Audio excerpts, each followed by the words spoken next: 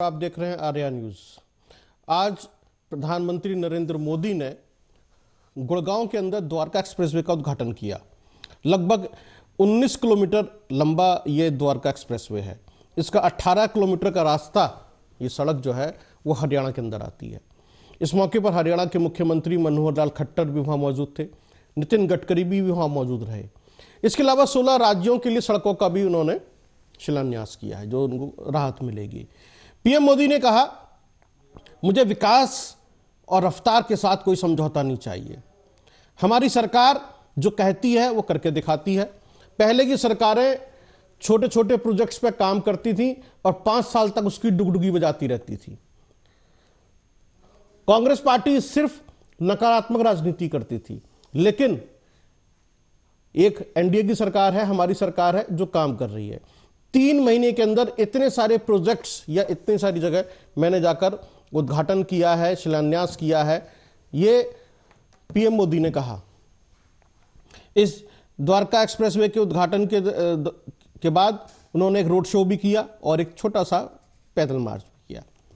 तो पीएम मोदी ने जिस तरीके से आज यहां से कहा और इसको आगामी लोकसभा चुनाव से जोड़कर देखा जा रहा है कि पिछले 3 महीने में लगातार जिस तरीके से उद्घाटन हो रहे हैं, शिलान्यास रखे जा रहे हैं, सौगातें दी जा रही हैं और लोकसभा चुनाव हमारे सामने है, ऐसे में सभी को लोकसभा चुनाव से जोड़कर देखा जा रहा है।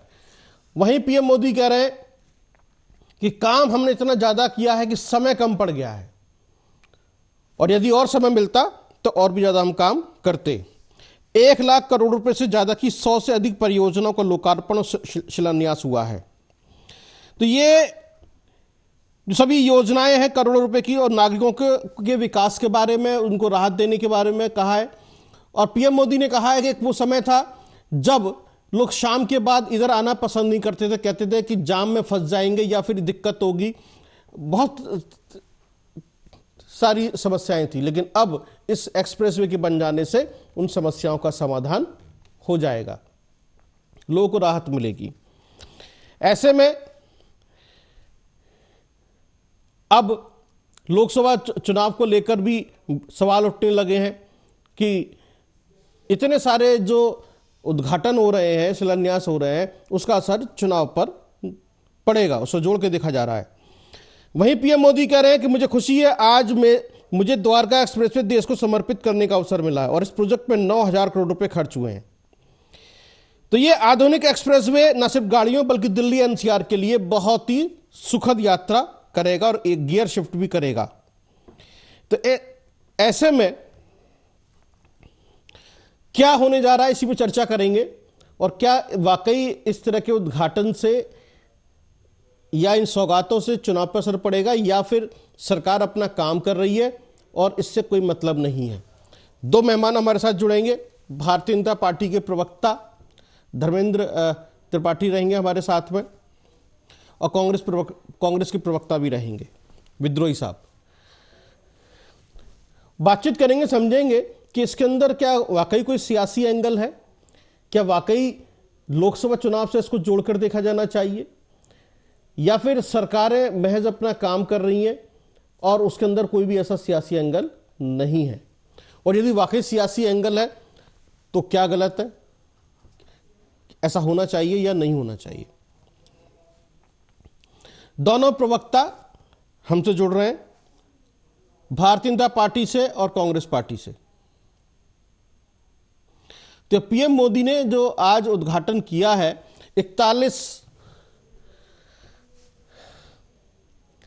9,000 करोड़ रुपए इस प्रोजेक्ट पे खर्च हुए हैं।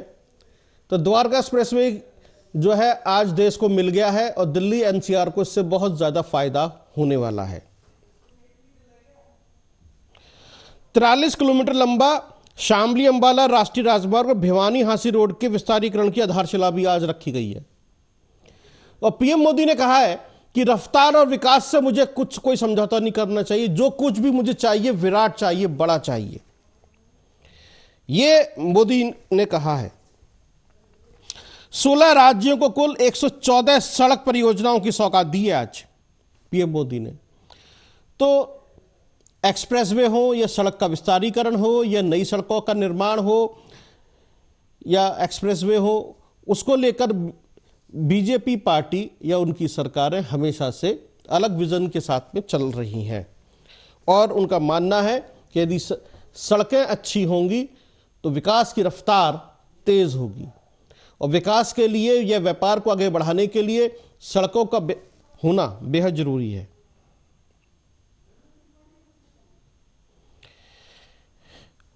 पीएम मोदी ने कहा एक समय था जब शाम ढलने के बाद लोग जो है गुड़गांव आना पसंद नहीं करते थे, टैक्सी ड्राइवर भी मना कर देते थे और कहते थे इधर नहीं आना है, इस पूरे इलाके को असुरक्षित समझा जाता था। लेकिन आज बहुत बड़ी बड़ी कंपनियां यहां आ रही हैं, अपने प्रोजेक्ट्स लगा रही हैं। तो 21वीं सदी का भारत या नया भारत कैसा होगा जो अपने बड़े लक्ष्यों को लेकर काम कर रहा है या बड़े लक्ष्यों वाला भारत है। आज भारत की प्रगति रफ्तार से कोई समझौता नहीं कर सकती। पीएम मोदी कहते हैं मैं छोटा नहीं सोच सकता, ये बड़ी बड़ी बातें हैं। तो इसी पे चर्चा होगी कि इनके सियासी मायने क्या हैं और क्योंकि 2047 तक देश को विकसित भारत बनाने का संकल्प भारतीय जनता पार्टी ने लिया है।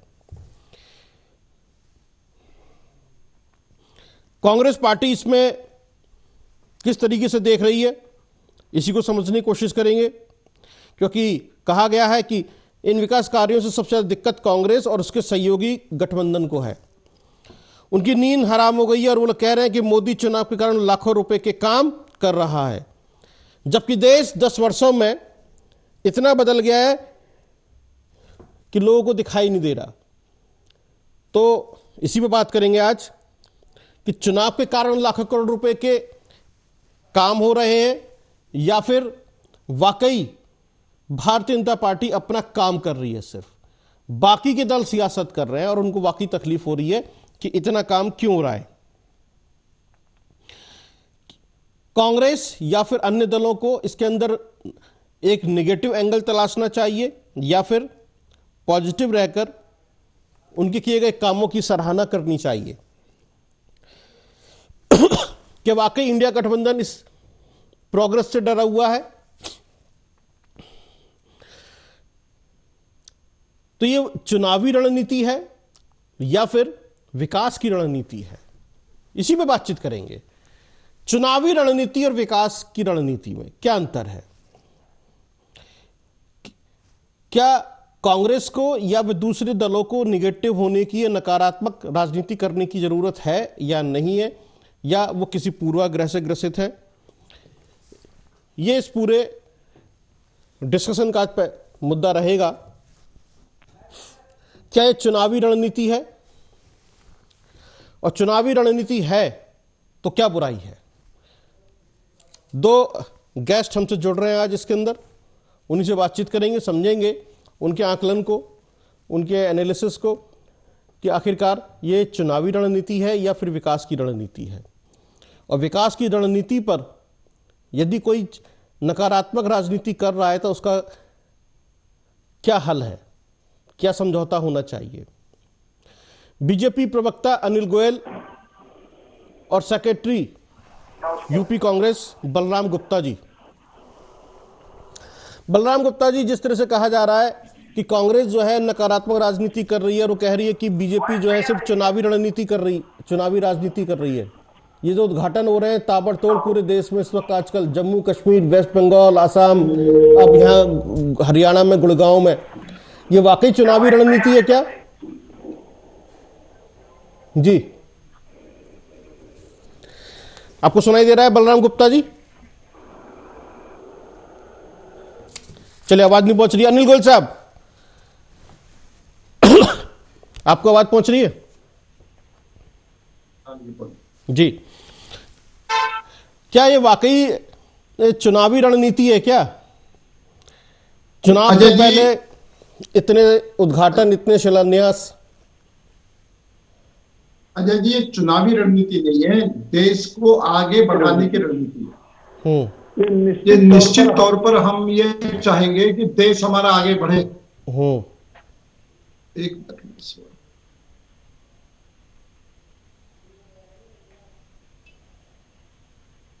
जी, इन से गायब हो गए। जी जी जी जी, कोई बात नहीं। हाँ जी बोलिए। मेरा ये कहना है कि हम सिर्फ देश का विकास हो, देश के हर व्यक्ति को शासन का लाभ मिले, जी, देश का, उस पर हम लगे हुए हैं। चुनाव अपनी जगह पर है, देश का विकास अपनी जगह पर है। चुनाव होते रहेंगे लेकिन देश का विकास नहीं रुकना चाहिए। अब सबसे बड़ी बात यह है कि आप ये देखेंगे कि देश बदल रहा है, देश का विकास हो रहा है, लेकिन कांग्रेस का जो नकारात्मक चश्मा है वो अभी तक नहीं बदला, और वो उसी चश्मे से देख रहे हैं जिस चश्मे से कांग्रेस अपने राज्य में देखती थी। विकास नहीं हो, सिर्फ परिवार को बचाने की राजनीति हो, सिर्फ परिवार को स्थापित करने की राजनीति हो, सिर्फ भ्रष्ट लोगों को इकट्ठा करके भ्रष्टाचार के नए नए कीर्तिमान स्थापित करने हो जी, ये विपक्षी दल की रणनीति है। हमारी रणनीति है कि किसी भी तरीके से देश का विकास होना चाहिए जी। तो ये हमारे भारतीय जनता पार्टी की और उनकी रणनीति में ये मूल अंतर है। आप ये देख रहे हैं कि जो देश अर्थव्यवस्था में हमको 11वें नंबर पर मिला था, उसको हम 5वें नंबर पर लेकर आ गए। आपने ये देखा कि हमारे कार्यकाल में, भारतीय जनता पार्टी कार्यकाल में, चाहे चंद्रयान हो, चाहे गगनयान हो, यानी हम अंतरिक्ष में भी हमने कुछ करिश्मा करके दिखाया। आपने ये देखा कि जब कोविड काल जैसी महामारी फैली जी, तो हिंदुस्तान में पहली बार ही हिंदुस्तान ने कोविड का टीका बनाया और उसने पूरे देश को बचाया और विदेशों में भी उसकी मतलब सप्लाई करा जी। आज से पहले जब महामारी होती थी तो हम विदेशों पर निर्भर करते थे जी। आज आप ये देखेंगे हमारा हर नौजवान विदेश में अगर फंस जाता है तो हमारी सरकार पूरी तरीके से उसको निकाल के लाती है। यहां तक भी अगर कोई देश हमारे नागरिकों को फांसी सजा सुना देता है, उनको भी निकाल करके लाती है। आप अगर हर क्षेत्र में हमने डेवलपमेंट करी है और उस डेवलपमेंट को कांग्रेस को दिखाई नहीं दे रहा, उसको सिर्फ अपना परिवार का चश्मा ही दिखाई दे रहा है। एक सवाल है इसके अंदर, विपक्षी, हाँ बताओ। एक सवाल है इसके अंदर कि आप कह रहे हैं कि 5वीं आज आर्थिक शक्ति हमारा देश बन गया है, विकास हो रहा है ना देश का, तो ऐसी कि एक देश यदि वो $5 ट्रिलियन इकोनॉमी की तरफ बढ़ चुका है, 5वीं आर्थिक महाशक्ति के रूप में है, 11वीं से 5वीं पर आ गया, लेकिन इसके बावजूद भी देश के अंदर 80 करोड़ लोगों को हम मुफ्त खाना दे रहे हैं, राशन दे रहे हैं, 5 किलो राशन का पैकेट। अजय जी बहुत बढ़िया प्रश्न करा आपने जी, लेकिन अब इस प्रश्न को घर में जाना पड़ेगा।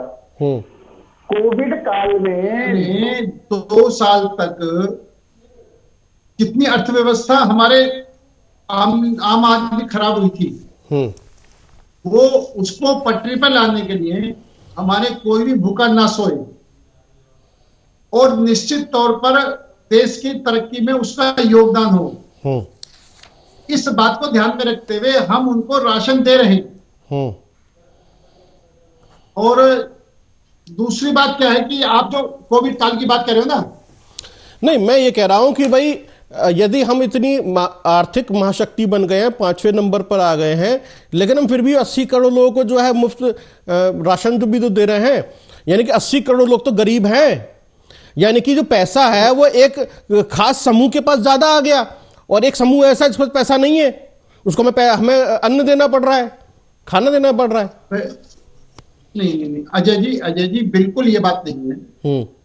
आप ये बात देखें कि हमने गरीबों को आगे बढ़ाने के लिए, गरीबी रेखा से बाहर निकालने के लिए काम कर रहे हैं।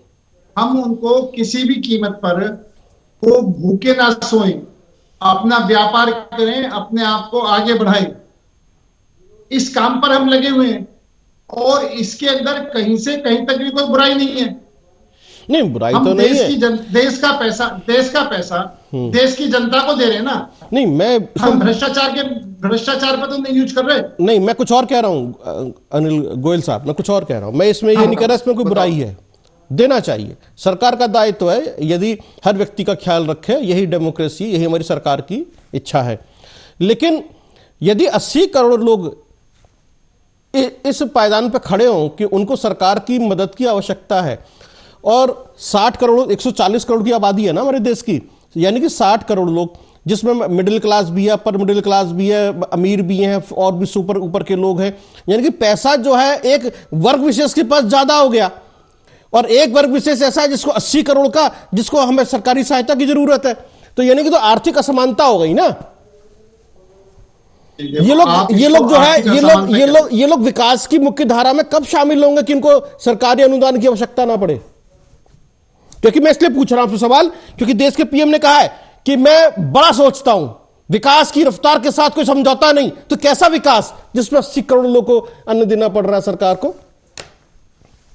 नहीं, देखो, आप अगर विकास की बात करेंगे तो चाहे सड़कें ले लो, चाहे रेल ले लो, चाहे हवाई जहाज ले लो, चाहे सुरक्षा सामग्री ले लो, पहले हम आयात करते थे, अब हम निर्यात करते हैं, चाहे सर्जिकल स्ट्राइक ले लो, धारा 370 लो, 35 से ले लो, राम मंदिर निर्माण ले लो, मतलब सारे विषयों को हम तेजी से लेकर के आगे बढ़ रहे हैं।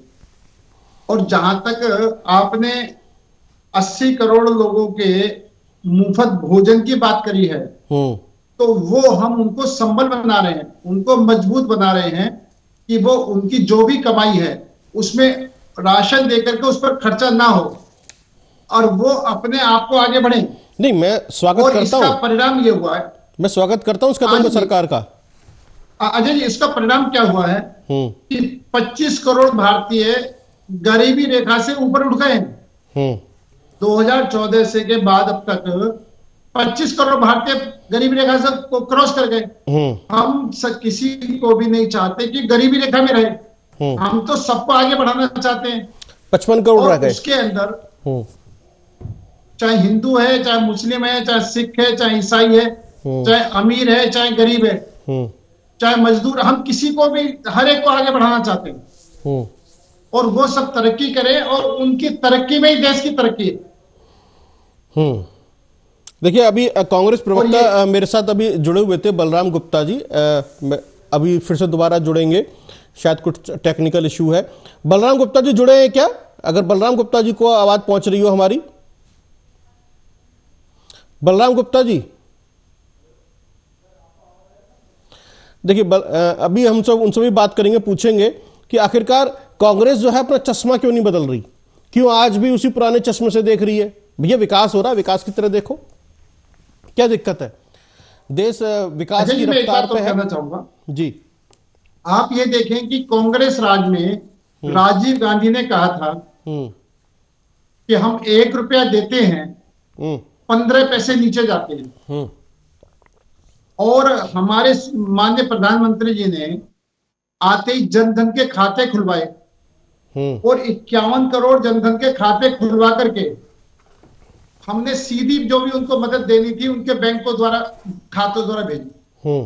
हम कहते हैं 1 रुपया देते हैं, 1 का 1 रुपया वहां पर जाता है जी। ये कहते हैं 1 रुपया देते हैं, 85 पैसे भ्रष्टाचार की भेंट चढ़ जाते हैं, सिर्फ 15 पैसे जाते हैं। ये अंतर है हमारी और कांग्रेस के शासन के अंदर। और हम भ्रष्टाचार मुक्त भारत देना चाहते हैं और उसके अंदर सारी जांच एजेंसी अपना काम कर रही हैं और जो भ्रष्टाचारी हैं उनको ज्यादा दिक्कत हो रही है और वो सारे भ्रष्टाचारी मिलकर के देश को लूटना चाहते हैं और हम देश को बचाने पर लगे हुए हैं। ये राजनीति के लिए राजनीति कर रहे हैं, हम राष्ट्रनीति के लिए राजनीति कर रहे हैं। हमें राष्ट्रनीति के तहत चलना है, हमें राष्ट्र का डेवलपमेंट करना है जी, हमें हिंदुस्तान के हर व्यक्ति का विकास करना है। हमारी उनका है सिर्फ और सिर्फ अपने परिवार को बचाने के लिए, अपने भ्रष्टाचार को छिपाने के लिए राजनीति करनी है। ठीक है, ठीक है। अब ये जो इतने विकास के काम हमें दिखाई दे रहे हैं, सौगातें हैं, घोषणाएं हो रही हैं करोड़ों की, हजारों करोड़ रुपए की, तो ये इसका चुनाव पे असर नहीं पड़ेगा गोयल साहब? देखो, देश का विकास होना चाहिए और वो किसी वजह से विकास हो जी, वो देश की जनता को समर्पित है। हम विकास के काम में क्यों किंतु परंतु करते हैं? आप अगर विकास हो रहा है तो अच्छी बात है, चाहे वो किसी वजह से भी हो रहा हो। इसलिए विकास को विकास की दृष्टि से देखना चाहिए और विपक्ष को समझदार विपक्षी भूमिका निभाते हुए और हमें मजबूत करना चाहिए कि और अधिक तेजी से विकास हो। अगर कहीं कोई कमी है तो हमें टोकें, लेकिन भ्रष्टाचार में रोड़ा ना बने, भ्रष्टाचार को गति देने दें। जो भ्रष्टाचार में रोड़ा बने, विकास को गति होने दें। जी, विकास की गति नहीं रोकनी चाहिए। देश का विकास उसी में विकास है। जी, अभी बात करेंगे, पूछेंगे। और आज आप देख रहे हैं जी कि पूरा विश्व भारत की तरफ देख रहा है। आज मैं सुन रहा था कि यूक्रेन में परमाणु अटैक होने वाला था। अमेरिका ने भारत से कहा, मोदी जी ने फिर अपने लोग देशों से मिलकर के उस परमाणु युद्ध को रोका। आज स्थिति भारत की ये हो रही है कि अमेरिका भी मदद मांगता है, रूस भी मदद मांगता है। ये अच्छी बात है, और ये पता नहीं कौन से चश्मे से देख रहे हैं। अच्छी बात है, लेकिन ठीक है, आलोचना भी एक डेमोक्रेसी के अंदर आलोचना भी आवश्यक है। यदि वो कांग्रेस पार्टी आलोचना कर रही है तो उसका भी स्वागत होना चाहिए। कुछ ना कुछ उनके पास वजह होगी आलोचना करने की।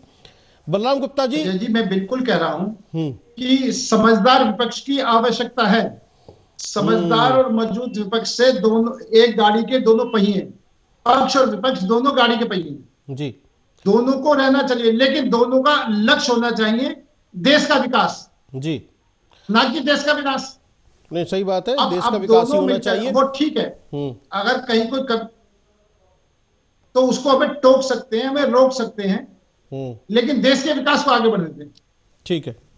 अब ये जो गुड़गांव का ये जो एक्सप्रेसवे बना, सब कुछ हुआ, इससे किस तरह का फायदा दिखाई दे रहा है आपकी पार्टी को? देखो जी, द्वारका एक्सप्रेस का जो निर्माण हुआ है, पहले आदमी को दिल्ली से गुड़गांव जाने में 1.5 घंटा लग जाता था जी, वैसे आने में भी 1.5 घंटा लग जाता था। आज इसके एक्सप्रेस वे बनने के बाद में 15 से 20 मिनट में दिल्ली से गुड़गांव से दिल्ली आदमी आ सकता है।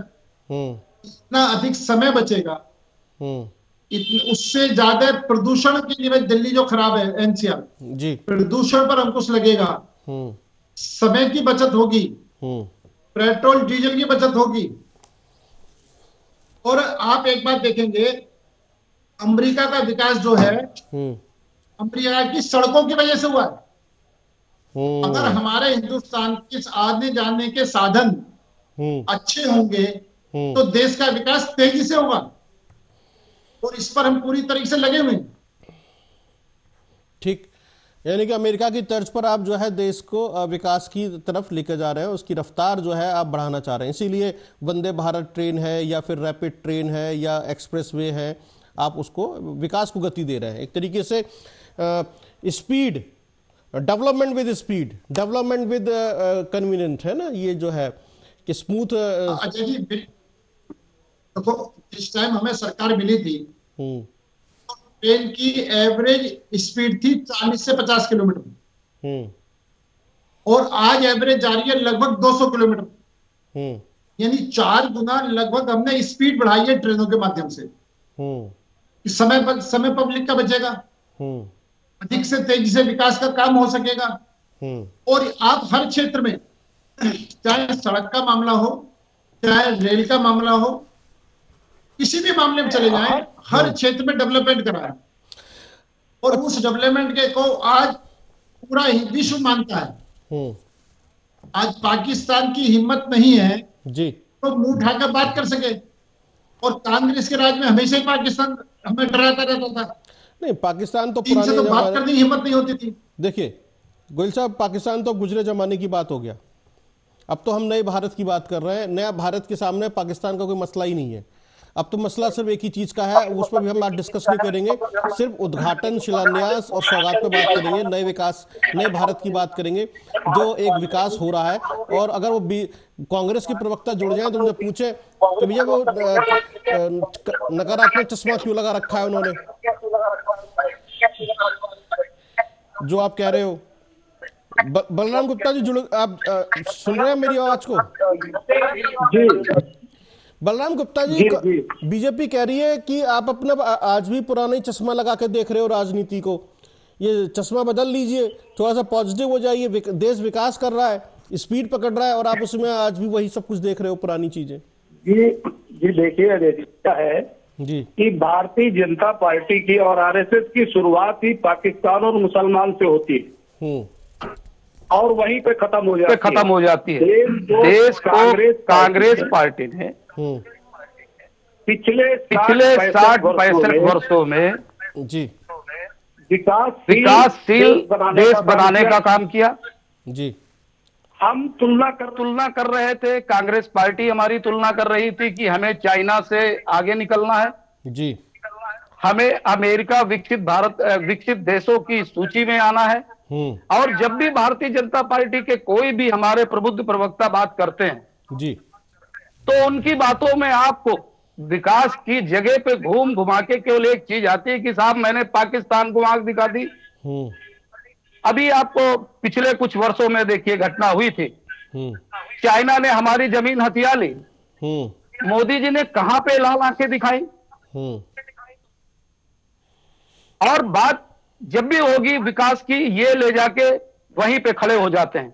आज देखिए कांग्रेस पार्टी का अपना जो कांग्रेस पार्टी के नेता आदरणीय राहुल गांधी जी कटिबद्ध हैं कि 2024 के चुनाव में अगर जनता कांग्रेस पार्टी का साथ देती है तो कांग्रेस पार्टी युवाओं के लिए जी केंद्र सरकार के 30 लाख जो पद खाली हैं जी उनको सरकार बनते ही भरा जाएगा। नहीं चलिए ठीक है, वो आपका चुनावी जॉब कैलेंडर जारी होगा। ठीक है। नंबर 3, सरकारी परीक्षा फॉर्म फ्री किया जाएगा। पेपर लीक गारंटी जैसे अभी उत्तर प्रदेश में नहीं ठीक है, कांस्टेबल की भर्ती के लिए 50,000 पोस्ट थी। मैं जो सवाल पूछ रहा हूं उस पे नहीं, जिस पे हमारे देश का प्रदेश का युवा बेरोजगार जिसकी तादाद करोड़ों में है। चलिए कोई बात नहीं, अब हम मुद्दे पर आते हैं। ये जो आपने अभी वो पार्टी ने अपनी घोषणा कर दी पेपर लीक गारंटी और वो 30 लाख युवाओं को, मैं सवाल जो पूछ रहा हूं, पीएम जो बीजेपी कहती है, पीएम मोदी कहते हैं जब मैं विकासात्मक परियोजना का उद्घाटन करता हूं तो कांग्रेस इसे चुनावी रणनीति कहती है। आप डेवलपमेंट को चुनावी रणनीति क्यों कह रहे हो? विकास के लिए आज जो देश में विकास दिखाई पड़ता है, मैं पूछना चाहता हूं भारतीय जनता पार्टी के अपने प्रबुद्ध प्रवक्ता महोदय से कि वो ये बताएं कि कितने एम्स, कितने आईआईटी ये करने का इन्होंने पिछले 10 वर्षों में काम किया है। भारतीय जनता पार्टी का विकास सिर्फ मंच पे भाषणों में सुनाई पड़ता है, ग्राउंड पे आप उतर के देखेंगे कहीं कोई विकास नहीं है। नहीं, ये जो कांग्रेस पार्टी ने जो विकास किए थे, जो संस्थाएं बनाई थी, उनको सिर्फ बेचने का, निजीकरण करने का काम भारतीय जनता पार्टी कर रही है। नहीं, ये जो द्वारका एक्सप्रेसवे का उद्घाटन हुआ है आज, ये विकास है या नहीं है आपकी नजर में? किस चीज का? द्वारका एक्सप्रेसवे का उद्घाटन किया है ना पीएम मोदी ने आज, 19 किलोमीटर लंबे। जी जी जी जी जी, ये विकास, आप इसको विकास मानते हैं या नहीं मानते हैं? नहीं, ये निश्चित तौर पे एक केवल पत्थर लगा देना और चुनावी राजनीति को साधने के लिए उद्घाटन कर देना अगर विकास है, तो ऐसे विकास के वादे तो इन्होंने 2014 में भी किए थे। अरे भाई, वो तो 19 कि हम 15 लाख रुपए गुप्ता जी, हर देश के गुप्ता जी नागरिकों के खाते में देंगे। अरे गुप्ता जी 2 करोड़ युवाओं को रोजगार प्रतिवर्ष देंगे। गुप्ता जी सुन लीजिए। तो क्या आज भाजपा के प्रवक्ता ये बता पाएंगे कि कितने करोड़ देश के युवाओं को रोजगार मिला? सुन लीजिए गुप्ता जी, 19 किलोमीटर लंबा एक्सप्रेसवे है, 18 किलोमीटर हरियाणा में पड़ता है और 1 किलोमीटर इधर दिल्ली में। बनके तैयार है, तैयार हो गया तब उसका उद्घाटन हुआ है, ऐसे पत्थर नहीं लगाया। जो 16 राज्यों के लिए हम बात कर रहे थे या भिवानी हांसी के लिए बात कर रहे हैं, उसके अलावा शिलान्यास रखा है विस्तारीकरण के लिए, वो अलग चीज हो गई। लेकिन वो कह रहे हैं कि साहब ये मेरे ही समय में प्रोजेक्ट शुरू हुआ था, आज कंप्लीट हो गया। 19 किलोमीटर लंबा एक्सप्रेसवे आज हमने हरियाणा को दे दिया और दिल्ली को, उसका फायदा होगा दिल्ली एनसीआर के लोगों को, हरियाणा के लोगों को। अब इसमें तो कोई पत्थर लगाने वाली बात है नहीं, एक्सप्रेस वे तैयार है, आप पीएम उद्घाटन कर रहे हैं उसका। देखिए जो ये बता रहे हैं, आज जो देश में चहुमुखी जी सड़कों का विकास हुआ, जो देश की सरकारें फिर उस रास्ते पे चली जी, इनका भी जो कार्य शुरू हुआ यूपीए गवर्नमेंट में शुरुआत की गई। जो काम अधूरे पड़े थे, जो योजनाएं पेंडिंग थी, उनको अगर ये करके और अपना सिरे ले रहे हैं तो ये तो एक राजनीतिक स्टंट है, राजनीतिक स्टंट है। चलिए अनिल गोयल साहब। हाँ अजय जी, ये एक्सप्रेसवे को उद्घाटन या विकास के जो काम है आपने जो बना रहे हैं, आप एक्सप्रेसवे बना रहे हैं, सड़कें बना रहे हैं, नितिन गडकरी जो काम कर रहे हैं, उसको राजनीतिक स्टंट बता रहे हैं कांग्रेस पार्टी? अजय जी, मैंने कहीं इनका चश्मा नहीं उतार रहे। हम 3 गुना 4 गुना ज्यादा रोड बना रहे हैं इनके टाइम के मुकाबले पर, और इनके टाइम पर इतने अधिक रोड जो बना रहे हैं ना जी, वो इनकी आंखों में खटक रही है। और अभी मेरे भाई ने कहा था कि कितने एम्स बनाए, भाई से करो कागज नोट पेन नोट कर लो, मैं बताता हूँ। 90 नए विश्वविद्यालय बनाए, 7 नए IIT बनाए जी, 7 नई IIM बनाए, 15 नए AIIMS बनाए, एम्स बनवाए जी, 25 मेडिकल कॉलेज बनवाए। आप ये एक ही चीज को पूछ रहे हो, मैं उसी का जवाब दे रहा हूँ। अगर विकास की श्रेणी दे लूं तो इतनी बड़ी लाइन है कि कल सुबह तक भी विकास के काम पूरे नहीं होंगे जो हमने करे हैं जी। एक बात तो बड़ा स्पष्ट ही है। और जब सड़कें बनाने वाली बात है तो जितनी ये सड़कें बनाते थे उससे 4 गुना हम सड़कें बना रहे हैं। अब उस बात को इनको दिखाई नहीं दे रहा, इनको यही दिखाई दे रहा है कि किस तरीके से विरोध करें। ये विरोध के लिए विरोध कर रहे हैं, हम देश को आगे बढ़ाने की राजनीति कर रहे हैं। हम देश को आगे बढ़ाना, देश को आगे ले जाना, उस पर लगे हुए हैं। ये सिर्फ विरोध के लिए विरोध कर रहे हैं। और विपक्ष का काम होता है कि वो समझदारी पूर्वक विरोध करे, देश के हित में विरोध करे, देश के हित में विरोध ना करे। अभी इन्होंने कही थी पाकिस्तान मुसलमान दिखाई देता है। मैं ये कहता हूं इनके टाइम में कितने हिंदू मुस्लिम झगड़े होते थे, आज एक भी हिंदू मुस्लिम झगड़ा नहीं होता। JNK में इनके गठबंधन के लोग कहते थे कि अगर 370 को हाथ लगा जाए तो हाथ जल जाएंगे। आज 370 हटा करके JNK का विकास करके दिखाया। अब ये अपने गठबंधन के लोगों से डरते थे, इनके मन में डर बहुत ज्यादा था, देश का विकास नहीं होना। लोगों को गुमराह रखते थे कि जम्मू कश्मीर में 370 नहीं हट सकती। वो गुमराह करना, देश की जनता को मिसगाइड करना।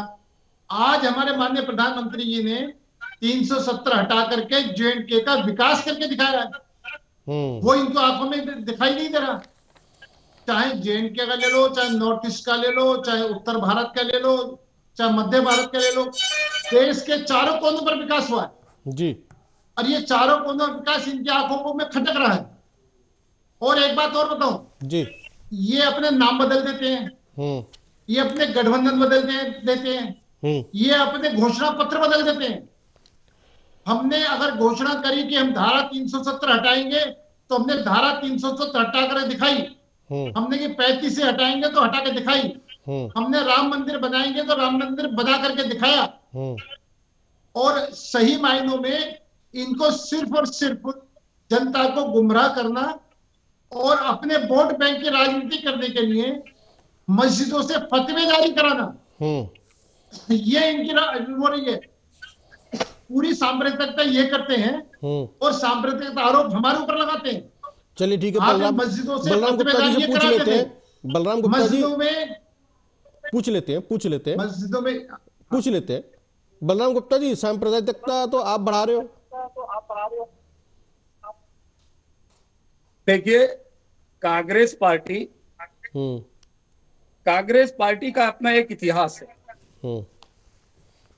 कांग्रेस पार्टी गांधी जी के दिखाए रास्तों पे चलने वाली पार्टी है, धर्मनिरपेक्ष पार्टी है। और यही पिछले वर्षों में यही कहते थे कि साहब ये धर्मनिरपेक्ष पार्टी है, सेकुलर पार्टी है, ये सभी की बात करती है। मुझे एक कोई ऐसा वक्तव्य अपने किसी भी वरिष्ठ नेतागणों का ये सुना दें जिसमें आरएसएस या भारतीय जनता पार्टी के किसी वरिष्ठ नेता ने कहा हो कि हम एक धर्मनिरपेक्ष दल हैं। सबसे ज्यादा सांप्रदायिकता अगर कोई इस देश में फैलाता है तो वो आरएसएस और भारतीय जनता पार्टी है। सब देश को सांप्रदायिकता की आग में झोंकने का काम सदैव अगर किसी ने किया है तो वो भारतीय जनता पार्टी ने। चलिए ठीक है, इसको छोड़ देते हैं। हम जैसे अभी गोयल साहब कह रहे हैं, चारों देश के चारों कोनों में, चारों दिशाओं में डेवलपमेंट हो रहा है। जेएंडके में जैसे अभी पीएम गए थे, उन्होंने सौगात दी, एम्स का भी उद्घाटन किया, और अलग अलग जो है श्रीनगर भी पहुंचे। इधर नॉर्थ ईस्ट में भी असम गए, सेला टनल का उद्घाटन किया, वहां पर भी जो है उन्होंने जो है 5.5 लाख लोगों को जो है पक्के घरों की चाबियां सौंपी हैं, 2.5 लाख लोगों को सब कुछ किया, मतलब हो रहा है। तो मैं आपसे ये समझना चाह रहा हूँ, जेएंडके में जो हुआ, धारा 370 हटी और ये जो डेवलपमेंट के काम हो रहे हैं, इसमें भी आपको कोई सियासी एंगल दिखाई दे रहा है या कुछ गलत दिखाई दे रहा है? नहीं अजय जी, अगर कोई विकास का काम होता है तो वो सराहनीय, लेकिन विकास की काम की आड़ में दूषित मानसिकता के साथ राजनीति करना, यह भारतीय जनता पार्टी का प्रमुख अस्त्र है। अब ये बता रहे हैं कि इन्होंने अभी कहा था, हमारे प्रबुद्ध प्रवक्ता जी ने, कि अपने गठबंधन का नाम बदल लिया।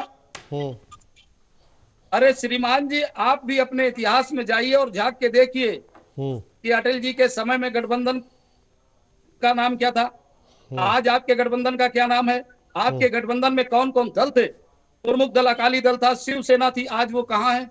और आप तो वो राजनीति करते हैं कि जो साथ में चलेगा उसी को काट देंगे। आपने शिवसेना को टुकड़ों में बांट दिया। नीतीश कुमार आज लंदन घूम रहे हैं क्योंकि आपने उन्हें ले तो लिया साथ में, अब उनको उनके हक के बराबर आप सीट। आपके चिराग पासवान आज वो भी गुमराह हुए घूम रहे हैं। कांग्रेस पार्टी सभी देश की धर्मनिरपेक्ष पार्टियों को साथ में लेकर सन 2024 में आने वाले लोकसभा चुनावों में देश के संविधान को बचाने के लिए, देश की धर्मनिरपेक्षता को बचाने के लिए, देश को विकास के रास्ते पे लाने के लिए सरकार बनाने जा रही है। भारतीय जनता पार्टी के नेता और प्रवक्ता हर मंच पे कहते हैं कि 370 400 पार। श्रीमान जी, जमीनी हकीकत देखिए, देश का युवा कितना परेशान है, महिलाओं पे कितना अत्याचार है, किसान आज तक अपना न्यूनतम समर्थन मूल्य प्राप्त नहीं कर पाया है, अल्पसंख्यक देश में 2 दर्जे का नागरिक का जीवन जी रहा है।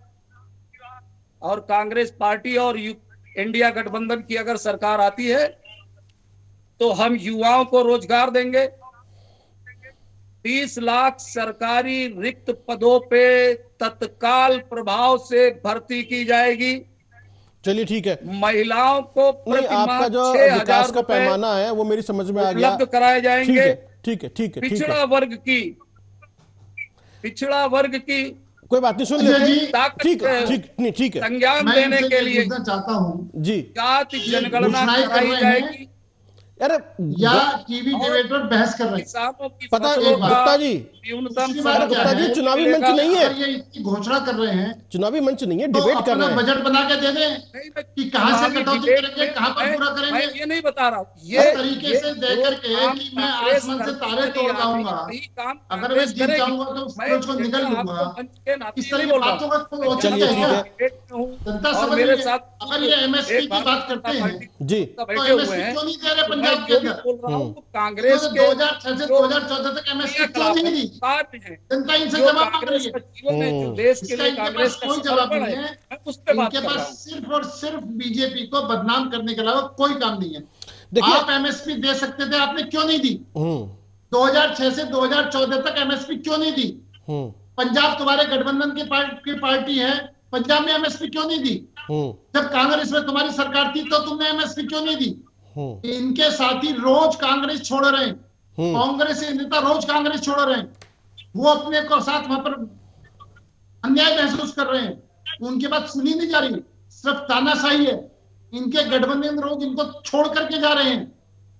आज ये कहते हैं प्रधानमंत्री, ममता जी कहती है मैं प्रधानमंत्री, शत्रुघ्न सिन्हा कहता मैं प्रधानमंत्री, राहुल गांधी कहता मैं प्रधानमंत्री, शरद पवार कहता मैं प्रधानमंत्री। इनके प्रधानमंत्री के तो यही नहीं पता चल रही। निश्चित तौर पर ये पूरी तरीके से भ्रमित है, भ्रमित, और अपने आप के किस माया जाल में जी रहे हैं कि भाई हमारा ये हो जाएगा, हमारा वो हो जाएगा। भाई अभी तक तुम जमीन पर नहीं उतरे हो, कैंडिडेट तुम्हारे डिक्लेयर नहीं हुए, गठबंधन तुम्हारे फाइनल नहीं हुए, क्षेत्रीय दल तुम पर हावी हैं, उनके आगे तुम गिड़गिड़ा रहे हो, हाथ जोड़ रहे हो। आप अमेठी से भाग गए, आपकी सीट पर आपके राहुल गांधी अमेठी से क्यों भाग गए? अगर आपके अंदर हिम्मत है अमेठी से चुनाव क्यों नहीं लड़ रहे? क्योंकि हार निश्चित है। आप सुरक्षित सीट ढूंढ रहे हैं, अमेठी से भी चुनाव लड़ा जाएगा, हार से आप बौखला रहे हैं, और राहुल गांधी अमेठी से चुनाव लड़ेंगे, और आप 101% आपके सामने देवतुल्य जनता राहुल गांधी को सांसद बना के सदन में भेजेगी, और इंडिया गठबंधन के तहत राहुल गांधी देश के प्रधानमंत्री बनेंगे। मंदिर में जो लोग जाए, राहुल गांधी उन पर कमेंट्स पास करें, भद्दे कमेंट्स पास करें कि लड़के मंदिर में पूजा करने नहीं जाते, लड़कियों को देखने नहीं जाते, इस तरह का आरोप आप लोगों के हो। संसद के अंदर आंख मारे आपके नेता, ये आपके नेता का चरित्र है, ये आपके नेता का करैक्टर है कि संसद के अंदर आंख मारते हैं। और आपके दोनों नेता जमानत पर बाहर हैं, राहुल गांधी भी और सोनिया गांधी भी, भ्रष्टाचार के आरोप में, और उन भ्रष्टाचारियों को तुमने साथ लगा रखा है जिन्होंने तुम पर भ्रष्टाचार आरोप लगाया है। लालू यादव को भ्रष्टाचार आरोप में तिहाड़ जेल में तुमने भेजा था, और आज उसके साथ तुम गठबंधन कर रहे हो। आप किस मुंह से आप अपने आप को धर्मनिरपेक्ष कहोगे? किस मुंह से आप अपने आप को भ्रष्टाचार का विरोधी कहोगे? लालू यादव भ्रष्टाचार में है नहीं है, तेजस्वी यादव भ्रष्टाचार में है या नहीं है, राहुल गांधी और सोनिया गांधी भ्रष्टाचार के मुकाबले बुद्ध के बाहर है या नहीं है? आप ये बताओ ना, आप अपने ग्राम में झांको। केजरीवाल ने आपको भ्रष्टाचारी कहा, आपने केजरीवाल को भ्रष्टाचारी कहा, केजरीवाल ने आलिशान बंगला बनाकर भ्रष्टाचार करा, आपने 2G 3G जो बेईमानी करे, तो उन भ्रष्टाचार में दोनों भ्रष्टाचारी साथ मिल गए और देश को लूटना चाहते हैं। आपके गठबंधन का साथी शराब घोटाले के अंदर बंद है, और उस शराब घोटाले कंप्लेंट किसने करी? अजय माकन ने, जो कांग्रेस का नेता है। कांग्रेस का नेता है, उसने भ्रष्टाचार की कंप्लेंट करी, बीजेपी ने एक्शन लिया, उनको जेल में भेजा। मान्यवर ये बताइए, येदियुरप्पा जैसे महान भ्रष्टाचारी किस पार्टी को सुशोभित करते हैं? इससे ज्यादा और क्या हालत खराब हो सकती है? कंप्लेंट आप कर रहे हो, हम एक्शन ले रहे हैं, और उसके साथ आप समझौता कर रहे हो। इससे बड़ा क्या हो सकता है? आप ये को, या तो अजय माकन ने झूठ बोला, या कांग्रेस ने श्रीलाल लालू को जो जेल में भेजा उसने गलत करा, और वो भ्रष्टाचारी तो तुम्हारे गठबंधन में क्यों शामिल? तो केजरीवाल भ्रष्टाचारी तुम्हारे गठबंधन में क्यों शामिल है? तो आप भ्रष्टाचार के आरोप भी आप लगाते हो और गठबंधन शामिल करते हो।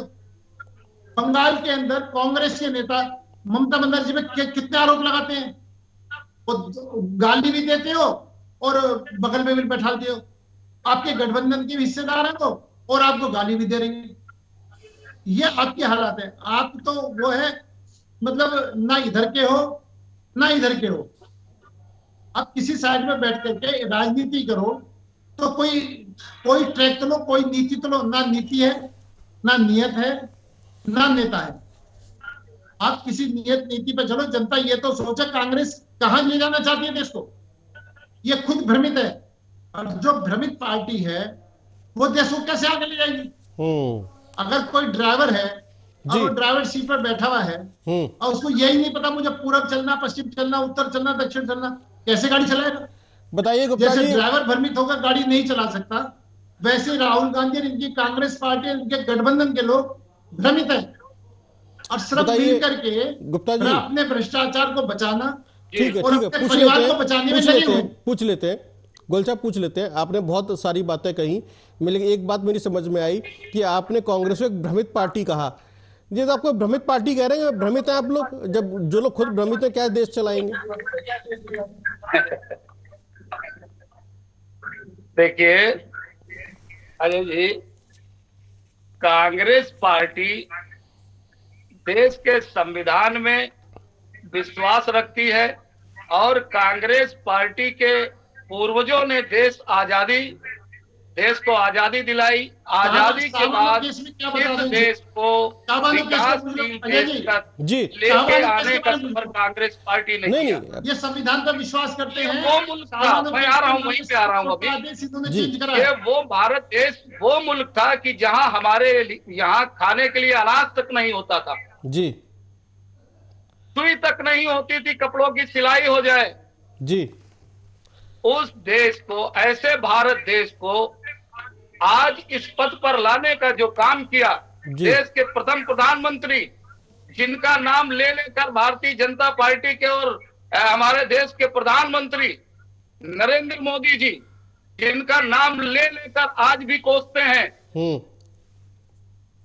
आदरणीय नरेंद्र मोदी जी, आप तो पंडित जवाहरलाल नेहरू जी के पांव की धूल के बराबर भी नहीं है, जो उन्होंने इस देश को बनाने के लिए काम किए। पंचवर्षीय योजनाएं लागू की, कितने भाखड़ा नंगल बांध बनाए उन्होंने, IIT एम्स बनाए, चौमुखी देश को विकास, दुग्ध क्रांति हुई, हरित क्रांति हुई, किसने की?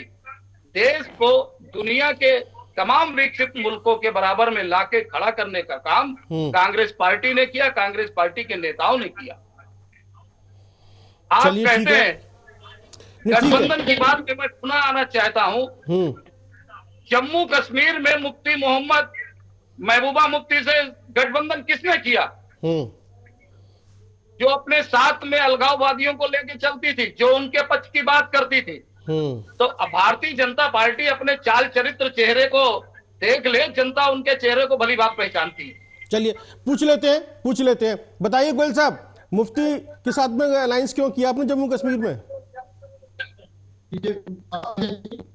हमने मुफ्ती के साथ अलायंस किया तो हमने धारा 370 35 हटा दिया। हमने वो फैसला करा और उसका परिणाम सामने निकाल दिया। हमारे लिए हमारे सब देर आगे बढ़े जी। दूसरी बात, मैं इनसे ये बात कहता हूँ, ये संविधान को मानते हैं। माननीय सुप्रीम कोर्ट ने साहबानो केस में जब सजा सुनाई, इन्होंने संविधान बदला। ये संविधान को मानते हैं, संविधान को बदलते हैं। और इसके लिए बाद में मैं एक बात तो कहना चाहता हूं कि सुप्रीम कोर्ट ने कांग्रेस के राज में सीबीआई को पिंजरे का तोता कहा। ये संविधान के धज्जे इस तरह से उड़ाते हैं। 1975 के अंदर माननीय हाई कोर्ट ने इंदिरा गांधी जी का चुनाव रद्द करा और उनका चुनाव अवैध घोषित करा। तो बजाय इसके इस्तीफा देने के रातों रात इमरजेंसी लगा दी, सारे नेताओं को जेल में डाल दिया। ये लोकतंत्र की हत्या इसे कहते हैं। ये संविधान की बात करते हैं, ये लोकतंत्र की हत्या करने वाले लोकतंत्र के हत्यारे हैं। और किसने साथ संविधान की बात करते हैं? 1984 के अंदर अगर मान लो किसी सिख ने इंदिरा जी की गोली मारी, अरे सिखों का कत्ल इन्होंने कराया। ये कौन सा संविधान के अंदर लिखा रहा है कि कोई एक आदमी गलती करे और पूरे समुदाय के ऊपर आप कत्लेआम कर दो? कौन सा संविधान कह रहा है? इसलिए अजय जी, इनके पास कहने के लिए कुछ नहीं है, सिर्फ और सिर्फ अपनी बातों को कह करके बात खराब करनी है। और जहां तक नेहरू जी की धूल की बात कहते हैं, हम बड़ों का सम्मान करते हैं। हमारे शब्द ये नहीं है कि वो पैरों की धूल नहीं है, नेहरू जी का अपनी जगह पर स्थान है और मोदी जी का अपनी जगह पर स्थान है। मोदी जी के नेहरू जी का कोई मुकाबला नहीं है आपके अंदर। उन्होंने अपने समय में जो कर सकते करा, आज हमने अपने समय में जो कर सकते करके दिखा। हम इसमें ये नहीं कह रहे कि नेहरू, हम आपको सिर्फ ये कहना चाहते हैं कि कांग्रेस अपना चश्मा बदले। आपका विकास जिस गति से हुआ था, आज उससे 10 गुना ज्यादा तेजी से विकास हो रहा है जी। ये अर्थव्यवस्था की बात कर रहे हैं। 2014 में इन्होंने जब हमको सरकार दी जी तो 11वें नंबर पर इनकी अर्थव्यवस्था थी, आज 5वें नंबर पर अर्थव्यवस्था है। ये 10 साल में 12वें से 11वें पाए, हम 10 साल के अंदर 11वें से 5वें पाए। ये डेवलपमेंट होती है और इसके अंदर 2 साल कोविड काल के भी निकाली है। अभी 2 साल कोविड काल का संघर्ष करने के बाद में हर हिंदुस्तानी को कोविड की मुफ्त वैक्सीन दवा पिलाने के बाद में ये आज हम 5वें नंबर पर है। आप ये इनका चश्मा नहीं बदल रहा, देश का विकास नहीं देख रहे, सिर्फ और सिर्फ वो मोदी जी को गाली देते देते ये देश को गाली देने लगते हैं, चलिए गाली देने लगते हैं। ठीक ठीक, समय का अभाव है। बलराम गुप्ता जी, लास्ट कमेंट आपका कि भाई आप अपना चश्मा कैसे बदलेंगे?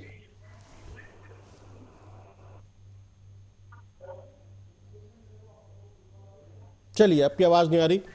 बहुत बहुत धन्यवाद आप दोनों मेहमानों का हमसे इस चर्चा में बातचीत करने के लिए। और हमने समझा कि बीजेपी का विकास का रोड मैप क्या है, या बीजेपी के लिए विकास क्या है, कैसे होगा विकास, या कैसे कर रही है बीजेपी विकास, और वहीं कांग्रेस पार्टी की नजर में विकास के मायने क्या है, किसको अपना चश्मा बदलना है, किसको नहीं बदलना है। ये एक चर्चा का, बहस का विषय जरूर है और ये आगे भी रहेगा, लेकिन फैसला आपको करना है। लोकसभा चुनाव सामने है, किसको आप वोट देने जा रहे हैं, यह फैसला आपका है, जो आपको सही लगता है। फिलहाल दोनों पार्टियां या दोनों गठबंधन अपनी अपनी दावेदारी कर रहे हैं, और इस लोकसभा चुनाव के अंदर किसकी सरकार बनेगी ये तो जनता जनार्दन ही तय करने वाली है। लेकिन इस राजकीय रण क्षेत्र में विकास का मुद्दा आपके लिए था। बहुत बहुत धन्यवाद। देखते रहिए राजकीय रण क्षेत्र।